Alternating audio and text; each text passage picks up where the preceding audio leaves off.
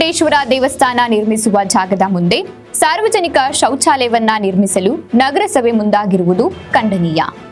ಆದ್ದರಿಂದ ನಮಗೆ ನಮ್ಮ ಸಮುದಾಯಕ್ಕೆ ನ್ಯಾಯ ದೊರಕಿಸಿಕೊಡಬೇಕು ಎಂದು ಕರುಹಿನ ಶೆಟ್ಟಿ ಸಮುದಾಯದ ಪದಾಧಿಕಾರಿಗಳು ಶಾಸಕ ಟಿ ರಘುಮೂರ್ತಿಗೆ ಮನವಿ ಮಾಡಿದ್ದಾರೆ.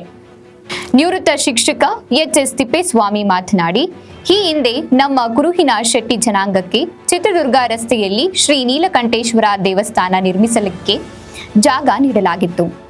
ಇಲ್ಲಿ ಸಮಾಜದ ಸಮುದಾಯ ಭವನವನ್ನ ನಿರ್ಮಿಸಿದ್ದೇವೆ.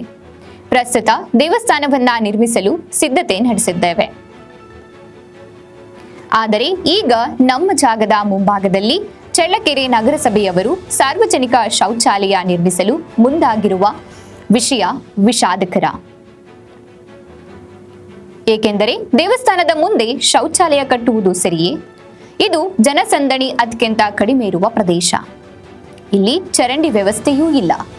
ಬಸ್ ತಂಗುದಾಣ ಅಥವಾ ಸಂತೆ ನಡೆಯುವ ಸ್ಥಳವೂ ಅಲ್ಲ. ಹಾಗಾಗಿ ಇಲ್ಲಿ ಸಾರ್ವಜನಿಕ ಶೌಚಾಲಯ ನಿರ್ಮಿಸದಂತೆ ತಾವು ನಗರಸಭೆಯವರಿಗೆ ತಿಳಿಸಬೇಕಾಗಿ ಕೋರುತ್ತೇವೆ ಎಂದು ತಿಳಿಸಿದ್ದಾರೆ. ಅಧ್ಯಕ್ಷ ಇ ಶ್ರೀನಿವಾಸುಲು ಈ ಕುರಿತಾಗಿ ಮಾತನಾಡಿದ್ದಾರೆ. ಇದೇ ಸಂದರ್ಭದಲ್ಲಿ ಅಧ್ಯಕ್ಷ ಇ ಶ್ರೀನಿವಾಸುಲು, ಉಪಾಧ್ಯಕ್ಷ ಕೆ ನಾಗಪ್ಪ, ಕಾರ್ಯದರ್ಶಿ ಆರ್ ಹೊನ್ನಪ್ಪ, ಖಜಾಂಚಿ ಗಣೇಶ್, ನಿರ್ದೇಶಕ ಟಿಎಸ್ ಮಂಜುನಾಥ್, ಡಿ ಚಂದ್ರಶೇಖರಯ್ಯ, ವೀರೇಶ್, ತಿಪ್ಪೇಸ್ವಾಮಿ, ಶಿವು, ಸುರೇಶ್, ರಾಮಕೃಷ್ಣ, ವಿಜಯಕುಮಾರ್ ಇತರರು ಹಾಜರಿದ್ದರು.